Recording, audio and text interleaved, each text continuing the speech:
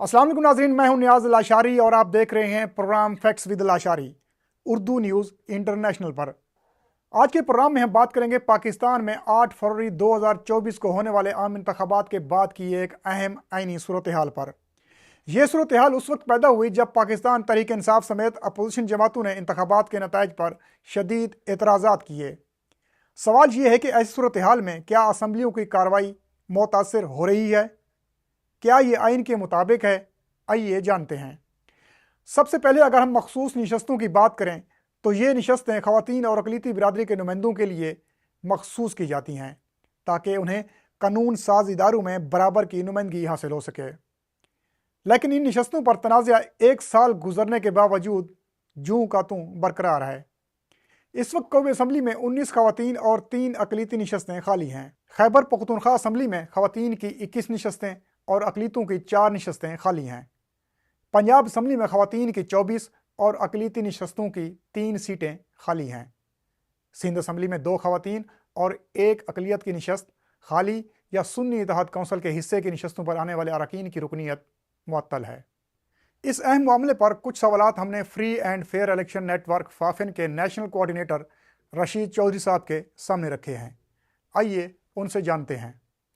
रशीद चौधरी साहब, बहुत बहुत शुक्रिया अपने कीमती वक्त देने का।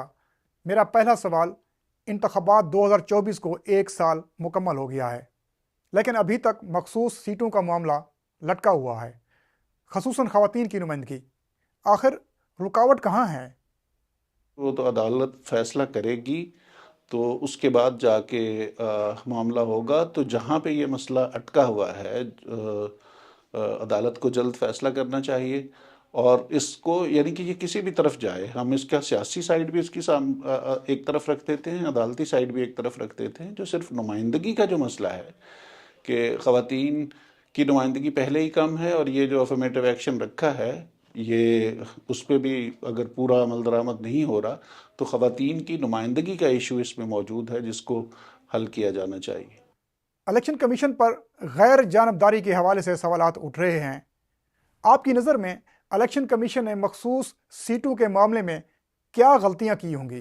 देखें, जो मखसूस जो इलेक्शन कमीशन ने उसमें क्या किया, पार्टियों ने क्या किया, ख़ुद सुप्रीम कोर्ट के फ़ैसलों के उस पर क्या असरात हुए, ये सारी चीज़ें तो अब जो फ़ैसला होगा उसमें सामने आ जाएंगी। मैं जिस तरह मैंने पहले अर्ज़ की कि इसकी टेक्निकल साइड, उसकी सियासी साइड, उसकी अदालती साइड, उस सब को एक तरफ रख के जो नुमाइंदगी वाली साइड है वो सबसे इम्पॉर्टेंट है। उसकी तरफ आना चाहिए ताकि ये एक तरफ कहीं लग के ख़वातीन जिस भी पार्टी से आएँ, जो भी फ़ैसला होता है, लेकिन ख़वातीन की नशिस्तें खाली नहीं रहनी चाहिए। मखसूस सीटों पर तनाज़ा कौमी व सूबाई असम्बलियों की कार्रवाई पर क्या असर डाल रहा है? देखिए, कानूनी तौर पर तो ज़ाहिर है वैकेंसी जो है, अगर कोई खाली है सीट या सीटें खाली हैं, तो वो उसकी कार्रवाई की लीगैलिटी और उसके तमाम मामलात की जो लीगैलिटी है उस पर तो अफेक्ट नहीं करता। लेकिन ये भी ज़ाहिर है एक नया सिनेरियो है, और जब पार्लियामेंट रिफॉर्म्स की तरफ आएगी इसके बाद मामलात पे, तो ये जो कुछ नए सिनेरियोज इन इलेक्शंस में सामने आए हैं, इन इलेक्शन से कुछ पहले और कुछ बाद में, उस पे काम करने की ज़रूरत होगी पार्लियामेंट को कि क़वानीन को थोड़ा चेंज करने की कोशिश करें ताकि ये जो एपिसोड्स हुई हैं ये रिपीट ना हो। मखसूस सीटों के तनाज़े से कानून साजी के अमल पर किस हद तक मनफी असर पड़ रहा है? देखें, उसमें वही नुमाइंदगी वाला ही सीन है कि ख़वातीन की नुमाइंदगी नहीं है। इसका मतलब है अगर ख़वातीन वहाँ पे कम होंगी, ख़वातीन के इश्यूज़ कम उठाए जाएंगे, उस पर बहस के मसाइल हो सकते हैं। लेकिन जो कानून साजी है, तो कानून साजी के तो जो कानूनी तकाज़े हैं वो पूरे हो सकते हैं अगर नशिस्तें नशिस्तें जो हैं वो ख़वातीन की नशिस्तें और अक़लियतों की नशिस्तें अगर पूरी नहीं भी हैं। लेकिन बहरहाल ये नुमाइंदगी का मसला है, और ये ज़रूरी है कि उनका पर्सपेक्टिव, उनका मौक़िफ़ वहाँ पे जिनकी वो नुमाइंदगी कर रहे हैं, तो वो नुमाइंदे होना जो है वो उन कम्यूनिटीज़ का और ख़वातीन का हक़ है। फाफिन की नज़र में मखसूस नशस्तों के मामले को हल करने के लिए क्या तजवीज़ देंगे आप? دیکھیں جی، یہ جو اس طرح کے یہ جو اس وقت قضیہ کھڑا ہوا ہے، یہ تو پارٹی ریگولیشنز کا ایشو ہے. اس پہ بھی فافن کی کچھ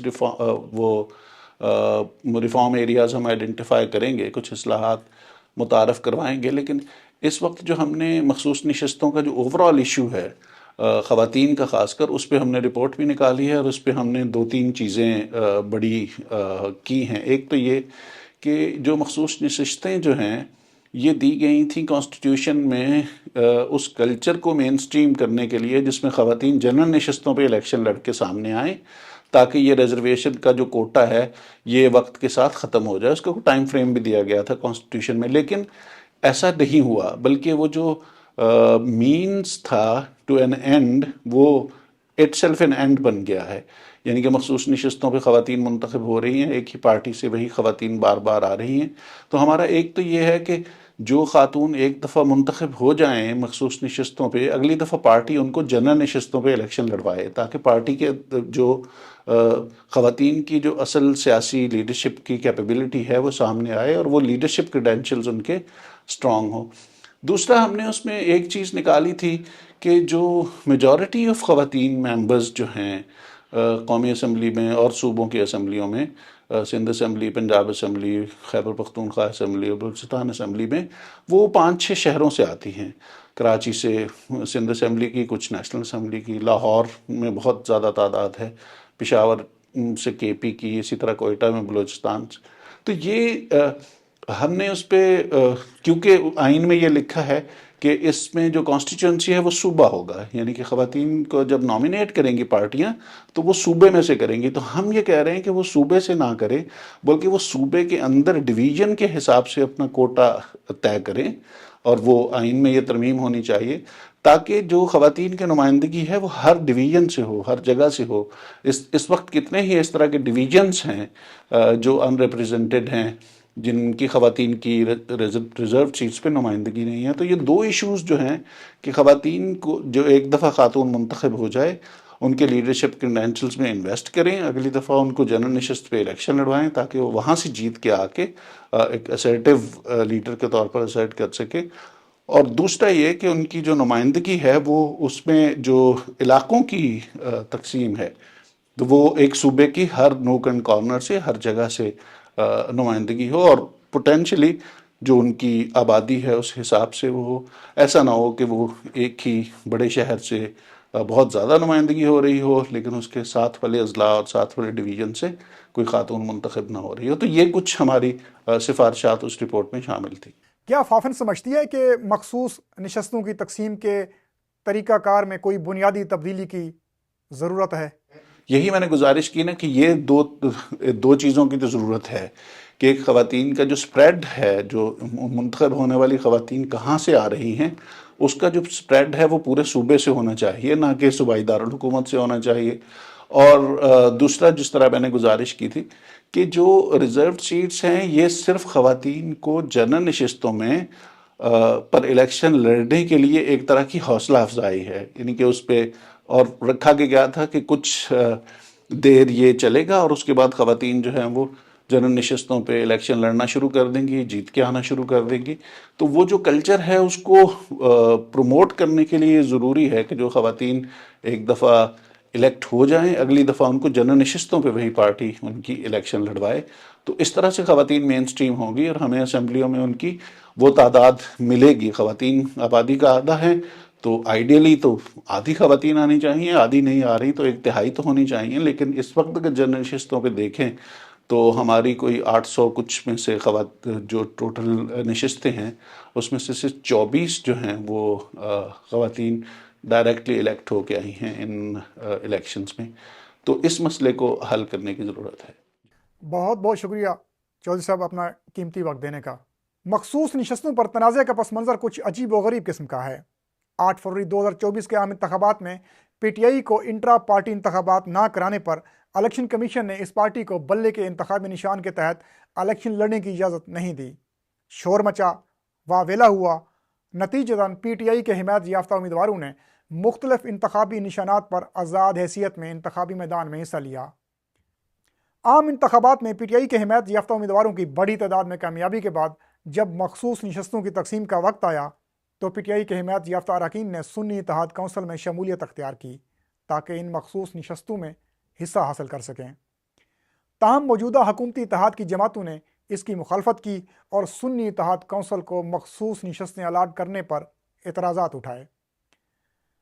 الیکشن کمیشن نے 22 فروری 2024 کو مخصوص نشستوں کا نوٹیفیکیشن جاری کیا، جس کے تحت دیگر جماعتوں کو نشستیں الاٹ کی گئیں اور سنی اتحاد کونسل کے حصے کی نشستیں متنازع رہیں۔ بعد ازاں سپریم کورٹ نے 20 جولائی 2024 کو پی ٹی آئی کو مخصوص نشستوں کا حقدار قرار دیا، جس کے بعد پی ٹی آئی کو مخصوص نشستوں کے لیے فہرست جمع کرانے اور پارٹی وابستگی کا حلف نامہ دینے کی مہلت دی گئی۔ الیکشن کمیشن آف پاکستان نے سپریم کورٹ کے فیصلے کی روشنی میں 39 قومی assembly, 29 Punjab assembly, 58 Khyber Pakhtunkhwa assembly اور 6 سندھ اسمبلی کے آزاد اراکین کو پی ٹی آئی کا رکن قرار دیا، لیکن کچھ اراکین کو ابھی تک تحریک انصاف کا رکن قرار دینے میں قانونی پیچیدگیاں ہیں۔ اس معاملے پر سپریم کورٹ میں نظر ثانی کی درخواست زیر سماعت ہے۔ میڈیا رپورٹس کے مطابق ترجمان الیکشن کمیشن کا کہنا ہے کہ اس معاملے پر کوئی تبصرہ کرنا مناسب نہیں، کیونکہ یہ کیس عدالت میں زیر سماعت ہے اور الیکشن کمیشن آئین اور قانون کے مطابق فیصلہ کرے گا۔ ناظرین، یہ صورتحال آئین اور قانون کے تحت ہو رہی ہے یا نہیں؟ کیا یہ سیاسی تنازعات اسمبلی کی کارروائی پر اثر انداز ہوں گے؟